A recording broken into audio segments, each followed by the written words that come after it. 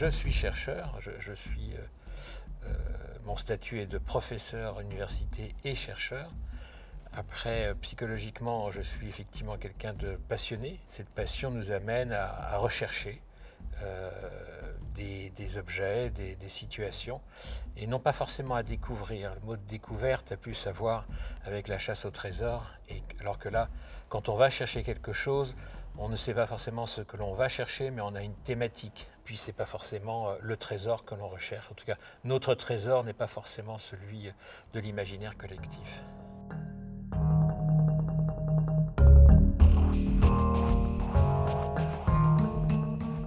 Quand on recule dans le temps, on perd la mémoire de tout.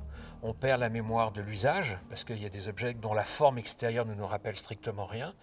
Et puis, toute la part du symbolique ou de la fonction, je dirais, que l'artisan a mis dans l'objet, alors là, elle est impossible à rechercher. On ne retrouvera jamais la totalité de la mémoire. C'est cet élément de frustration, d'impossibilité de rechercher cette mémoire qui nous pousse à faire de plus en plus de découvertes. Mais bon, il faut aussi faire attention parce que ce n'est pas parce qu'on accumule des découvertes qu'on constitue un savoir.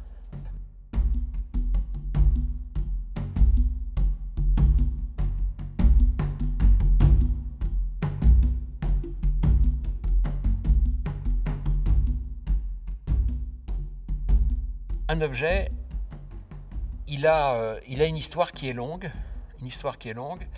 Il est issu d'une matière première, donc voilà, c'est un bloc.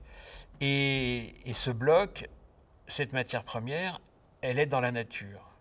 Donc, elle va se présenter sous des formes différentes, soit enterrée, soit semi-enterrée, sous des formes de bonne qualité, de mauvaise qualité, altérées par le gel.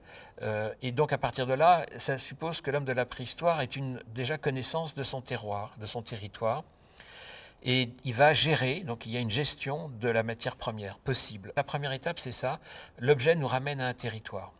La deuxième grande étape, c'est la production. C'est-à-dire que cet objet résulte effectivement de connaissances et de savoir-faire pour produire l'objet et un autre registre de connaissances et de savoir-faire pour utiliser et faire fonctionner l'objet.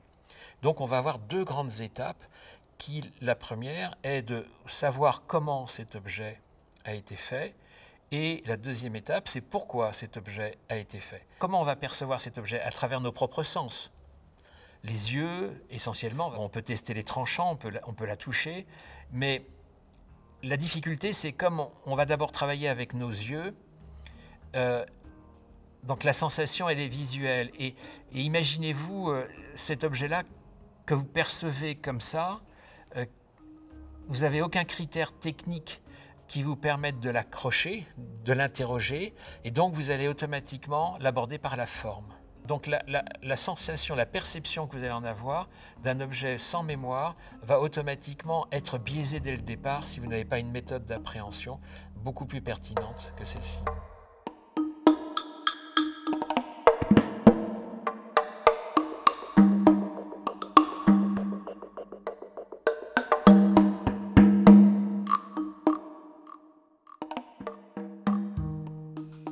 Des objets peuvent changer de forme tout en gardant leur propre structure. Et donc on se rend compte que la perception d'un objet nécessite des étapes de perception qui nécessitent des outils très spécifiques. Là, je vais voir, il y a un certain nombre de négatifs d'enlèvement. Il y a des gestes, il y a des traces de gestes sur ces objets. Et donc je vais essayer d'observer la quantité de traces d'objets. Je vais essayer de voir ces négatifs proviennent de cette direction ou de cette direction ou de cette direction. Je vais regarder l'ordre des enlèvements les uns par rapport aux autres. Et puis, je vais regarder les conséquences techniques, les traces que laisse cet objet sur la matière. C'est une surface plane, une surface convexe, une surface concave. Et puis, je vais regarder si l'ensemble des enlèvements forme une ligne faite par des enlèvements concaves. Donc, je vais chercher la logique technique. Et je vais me rendre compte qu'il y a un ordre technique. J'arrive à décomposer les éléments et les règles de fonctionnement des éléments les uns par rapport aux autres. La première modalité est celle de produire des objets par façonnage, c'est-à-dire c'est la sculpture. Voilà. C'est l'idée de la sculpture. On prend l'objet et un bloc, et puis on a l'idée de ce que l'on veut faire. Par exemple, ces objets-là, on a l'idée de ce que l'on veut faire, et on va travailler effectivement l'objet jusqu'à ce que l'on obtienne la forme et les critères techniques recherchés. Parallèlement à ça, on a une autre voie qui est celle du débitage. Alors là, c'est l'inverse. C'est vous prenez un bloc et vous allez enlever des éclats dans ce bloc, et c'est les éclats que vous recherchez. Ce n'est pas le bloc. Le bloc, lui, va devenir le déchet de taille. Et donc les éclats que vous allez obtenir seront soit les outils, soit les futurs outils. Les premiers outils qui ont été fabriqués par l'homme sont issus de cette technique, c'est-à-dire de la fracturation d'un bloc et de la récupération des éclats qui étaient issus de ce bloc, avec des tranchants. Voilà, il y avait un certain côté aléatoire, mais il y avait toujours des tranchants. Les formes étaient très aléatoires, les tranchants étaient toujours les mêmes. Et donc l'histoire de la technique a commencé par ça. Donc l'histoire a commencé par la recherche de tranchants, et pas la recherche de formes globales, d'autres critères de préhension. Quelque part, ça suffisait. Et les modalités techniques de cette époque-là ne permettaient pas d'aller à un objet porteur de plus de contraintes. Et c'est là où on voit arriver le biface, le façonnage. C'est-à-dire qu'à un moment donné, certainement, cette nécessité, cette impossibilité avec les connaissances liées au débitage de l'époque, ont fait que si on voulait accéder à des objets qui présentaient des critères de prédétermination plus importants, on passe par le façonnage. Et donc le façonnage est devenu comme une espèce de vague. C'était la solution fashion, je dirais. C'était ce qu'il fallait faire, c'était la modernité, c'était absolument extraordinaire.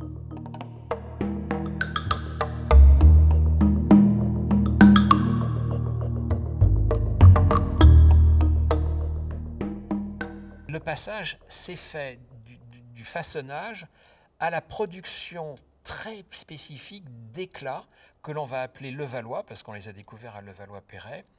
Et à ce moment-là, qu'est-ce que c'est? C'est que les gars, ils prennent un bloc, ils préparent le bloc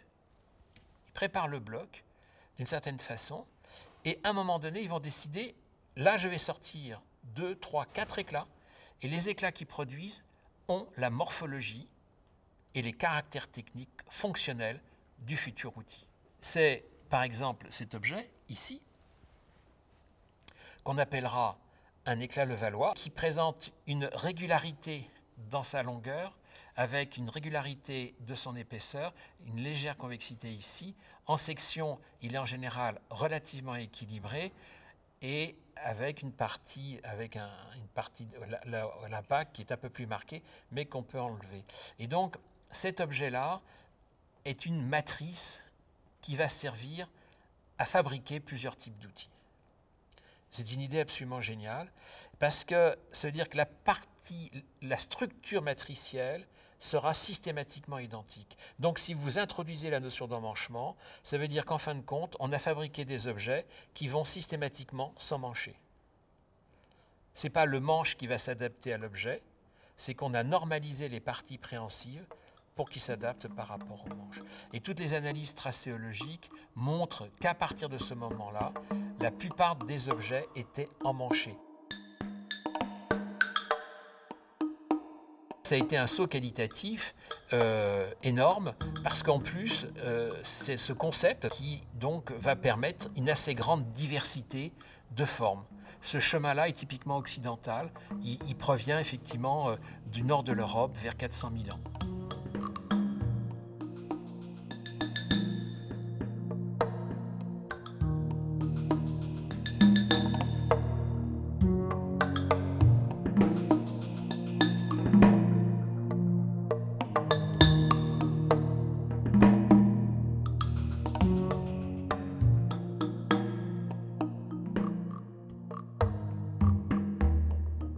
Voilà un grand biface, et encore ce n'est pas le plus grand qui existe, et regardez la taille. Donc il y a une microlithisation, une miniaturisation des outils. Et l'une de ces étapes les plus caractéristiques, ça va être donc dans ce qu'on appellera l'épipaléolithique, qui va arriver aux alentours de 17, 18 ou 20 000 ans, ça dépend l'endroit du bassin méditerranéen. Et donc on va réduire l'objet. Et si je vous fais appel à vos connaissances actuelles, vous prenez l'ordinateur portable, c'est quoi? Il y a 3 millions d'années, quand on a fabriqué un objet, dans le cadre d'une lignée, cette lignée va évoluer et elle va aller vers la microléthisation. Et puis 800 000 ans plus tard, on invente le bifacial. Le bifacial, ils sont comme ça, puis on va aller vers une miniaturisation. Puis on va inventer le levallois, on va aller vers une miniaturisation. Puis inventer les lames, on va aller vers une miniaturisation. Puis on va inventer la télévision, on va aller vers une miniaturisation. Donc le phénomène de miniaturisation, par exemple, est un phénomène cyclique qui signale la fin d'évolution d'un objet, d'une lignée d'objets. Et donc en préhistoire, on a ces cyclicités.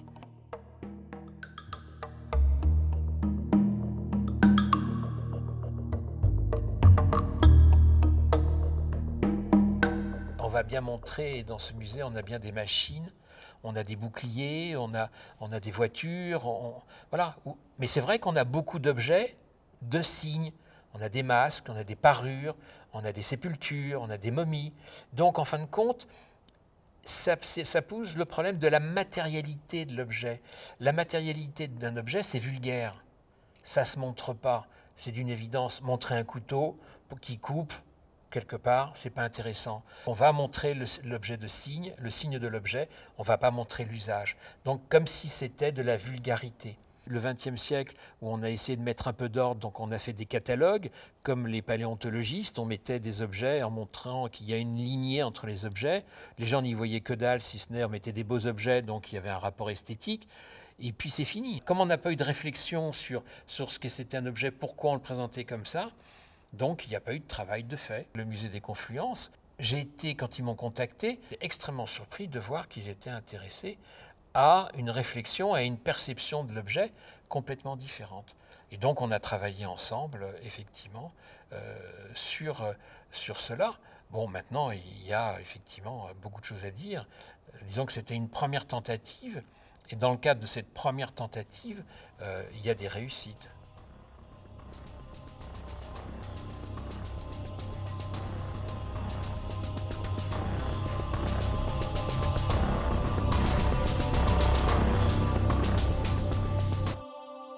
L'histoire des temps anciens est devenue une histoire anthropologique. C'est-à-dire, c'est une histoire d'ADN, c'est une histoire de caractère anatomique. On va parler de l'évolution de l'homme. L'homme est vu à travers sa biologie, dans le cadre évolutif, et est vu à travers sa culture, dans le cadre du contemporain. Alors la grosse question, c'est, mais que s'est-il passé sur un plan culturel avant que nous soyons nous ? Depuis les années 75, nous sommes dans une histoire anthropologique.